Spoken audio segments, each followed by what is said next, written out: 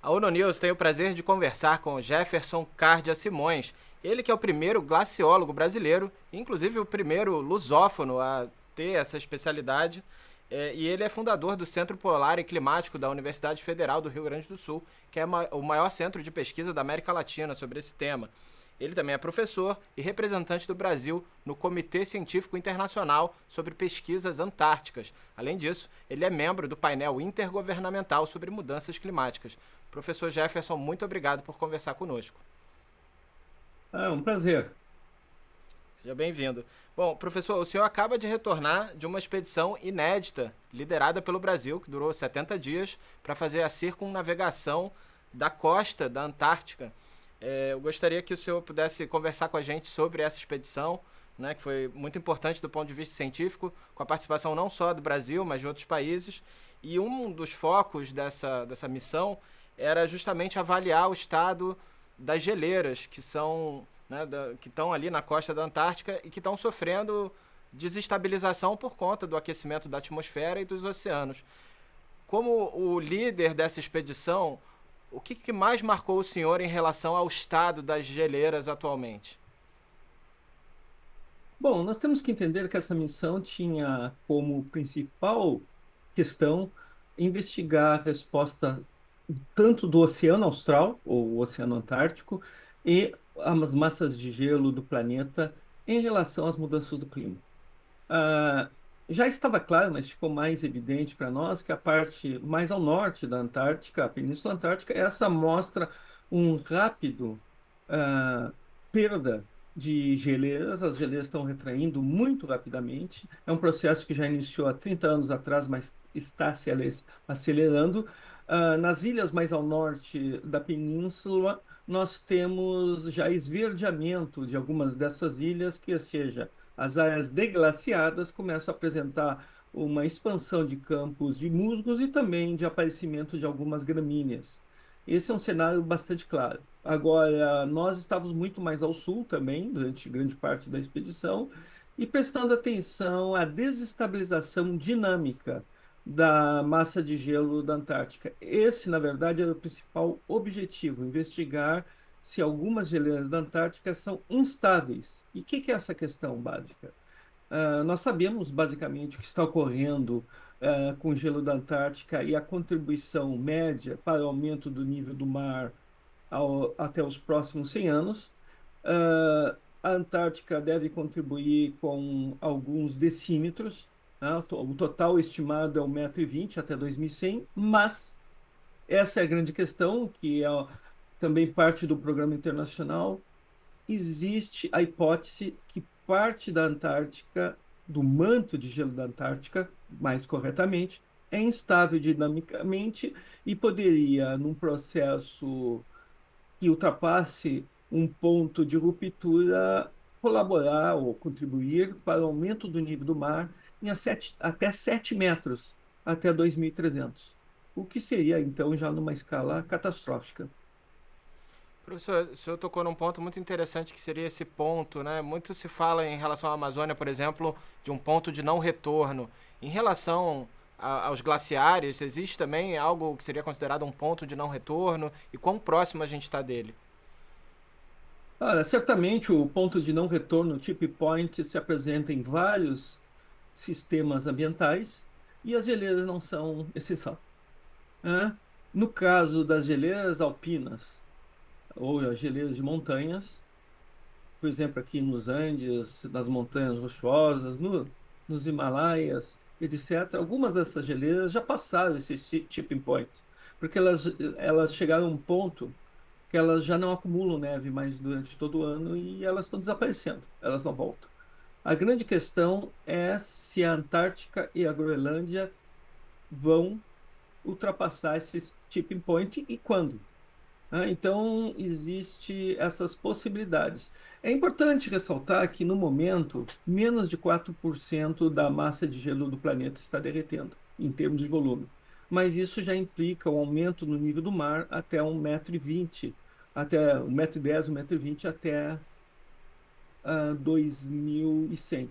Se começar a acelerar esse processo e essa contribuição for muito maior, e passe um ponto que esse processo não é mais controlável, nós mudamos a escala da contribuição para o aumento do nível do mar. Não esquecendo outros resultados, outras consequências. Aqui nos Andes, nós já estamos tendo estresse hídrico em algumas cidades devido à perda da água das geleiras. Bom, justamente sobre esse ponto, professor, eu gostaria que o senhor comentasse quais são os impactos dessas mudanças que o senhor tem observado na Antártica para as comunidades e ecossistemas no mundo inteiro, mas particularmente também no Brasil, porque muita gente pensa que o Brasil não tem nenhuma relação com os polos ou que não é impactado. Nós temos que entender que não existe parte do sistema climático isolado. Ele é único e indivisível. A Antártica é tão importante quanto a Amazônia nos processos de mudanças do clima e nos processos da regulação do clima. Na verdade, a Antártica é o sorvedouro, ou seja, a massa de ar frio de energia. A energia é transportada dos trópicos para lá, principalmente, mas para o Ártico também. Então, o que que nós estamos vendo? Já umas consequências do bloqueio das massas de ar frias que chegam, ao Brasil.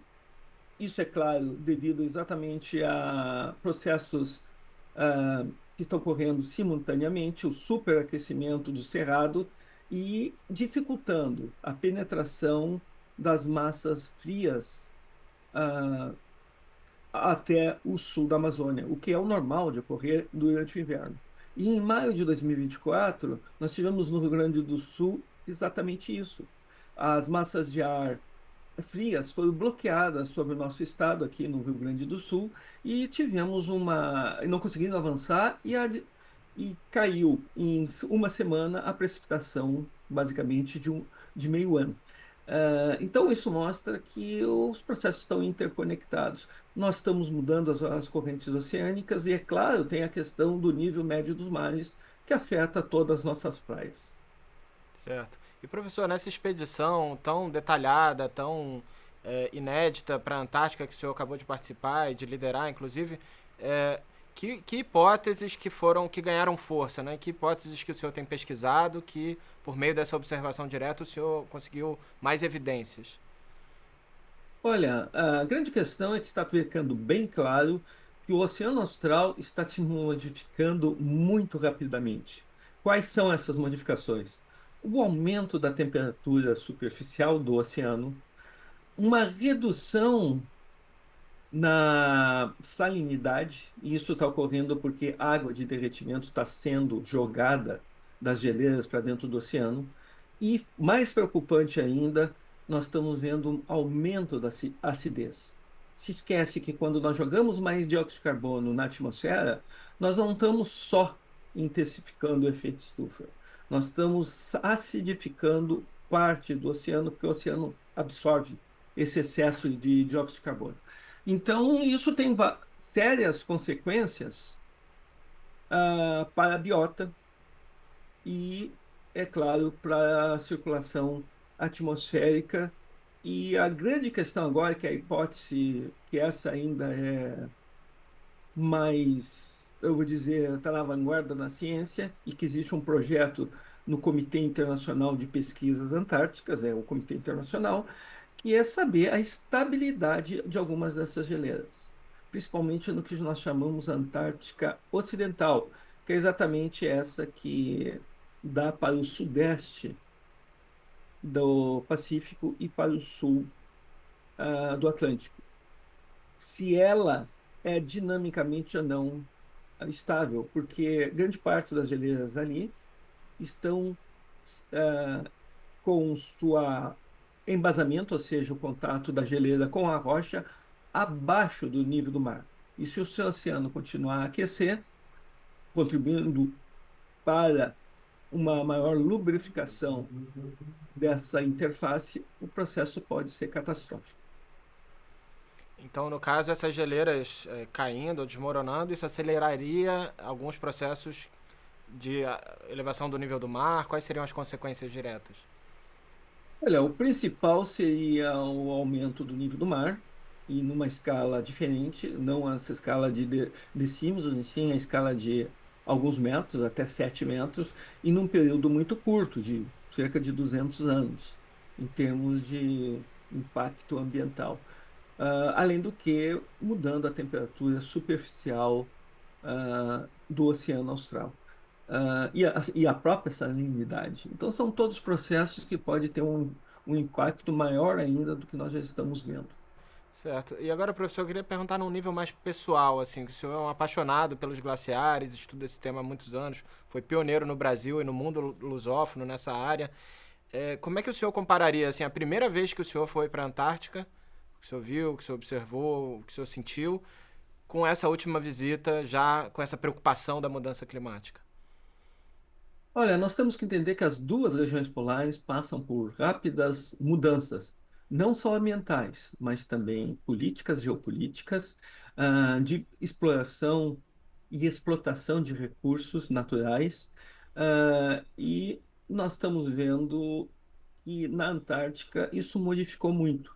Nós tínhamos o mito de um continente relativamente isolado, pouco explorado, com dificuldades logísticas, inclusive, para ser atingida no seu interior. E as expedições basicamente eram governamentais. Desde então, nós estamos vendo essas modificações que se refletem não só nas geleiras, as geleiras mais quentes da Antártica, mas também de impactos na biota, nos organismos, tanto marinhos quanto na superfície, migrações mais para o sul de pinguins e algumas espécies de peixes, eles vão juntos. Ah, e todas aquelas mudanças que eu falei previamente aqui. Ah, Mudou também a questão logística. Hoje eu vou para a Antártica com um pequeno grupo, aterrissando com o avião Boeing 757 já a 80 graus sul, organizando um grupo que navega por GPS, se comunica por Starlink. Na minha época, no início, a gente só tinha comunicação por rádio, navegação por bússola, e isso foi ainda, não foi tanto tempo assim, não, foi em 1992. Então, é uma rápida modificação.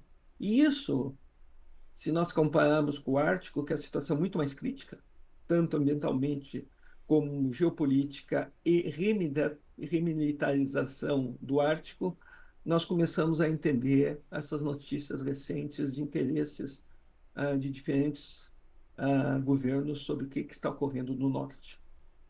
Certo. E para a gente encerrar, professor, a gente está prestes a celebrar o primeiro dia internacional, o Dia Mundial dos Glaciares, né, agora em 2025, que é também considerado o ano de preservação e conservação. Qual é a mensagem que o senhor tem para essa data? Quais são as prioridades para a gente realmente conseguir, na medida do possível, preservar os glaciares? Olha, a perda de algumas geleiras já é inevitável. Nós já atingimos já o aumento na temperatura média de 1,5 graus centígrados, mas por enquanto ainda é controlado, porque quem está sendo mais atingido é o sul da Groenlândia, geleiras nas regiões montanhosas do planeta. Mas ao mesmo tempo a gente está perdendo, inclusive, o registro das mudanças do clima nessas geleiras no passado, porque está perdendo o registro. Mas nós podemos ainda, eu não diria reverter, porque a geleira foi perdida, mas podemos segurar esse processo, principalmente tentar não ultrapassando o limite de aumento da temperatura média global de 2 graus centígrados. Ou seja, quanto menor for esse aumento, menos as geleiras serão atingidas e elas serão melhores preservadas. E importante, não é só uma curiosidade ou pela beleza estética, que é importante, mas são recursos hídricos. A maior parte da água potável do mundo está na forma de geleiras. 70% da nossa água potável. Contrário do que se fala, a maior bacia de drenagem de água potável no mundo não é a Amazônia, é a Antártica. São 13,6 milhões de quilômetros quadrados de água, né? O volume é tanto de gelo desse recurso hídrico que se nós colocássemos todo o gelo da Antártica no Brasil, o Brasil todo estaria coberto de 3 quilômetros de gelo, né? Então, esse é o recurso hídrico da humanidade. E, infelizmente, alguns países, que nem aqui a Bolívia, o Peru, o norte da Argentina, já começam a sofrer estresse hídrico pela perda das suas geleiras e regularizam o estoque de água nos meses de seca.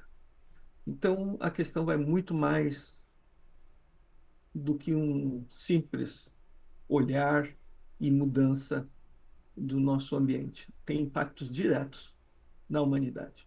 Sem dúvida. Muito obrigado, professor, por compartilhar sua experiência e essas previsões e preocupações com as geleiras. Sem dúvida, reforça aí a mensagem desse Dia Internacional da importância da preservação.